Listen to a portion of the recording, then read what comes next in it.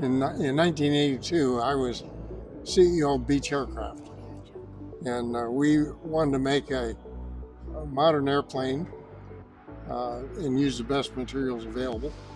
Thought that composites would be the best.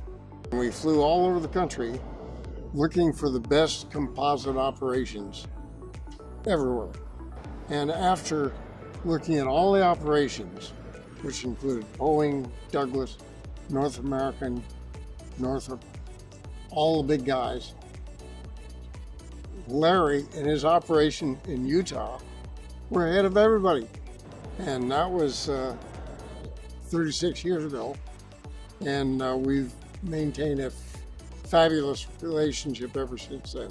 When I first went to BYU, Larry was renowned as the expert in composites in Utah.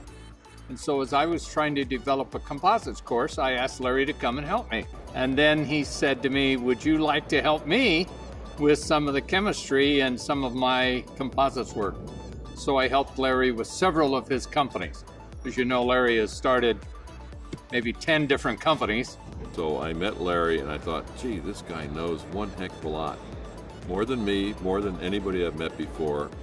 And he's easy to talk to. He was just really, really great.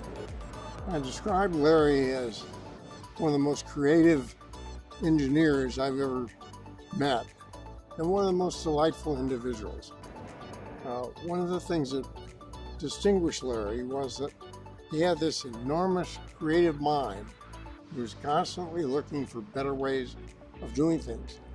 Instead of keeping them all to himself, he would teach the people in his organization everything he knew, or attempt to.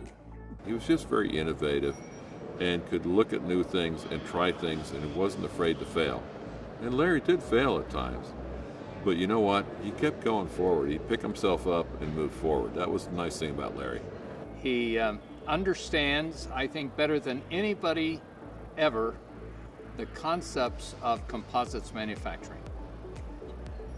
I think Larry's primary focus in the industry was always to fulfill the promises that composites technology had.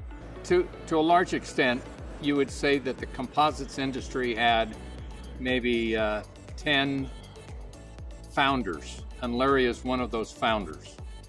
He conceived the concepts of how to take a simple-minded concept of a lathe winding some string and developed all of filament winding, and then he just started going from there with what does the industry need, and if they need machines, then he created machines. If they need parts, he created parts. If they need systems, he created systems.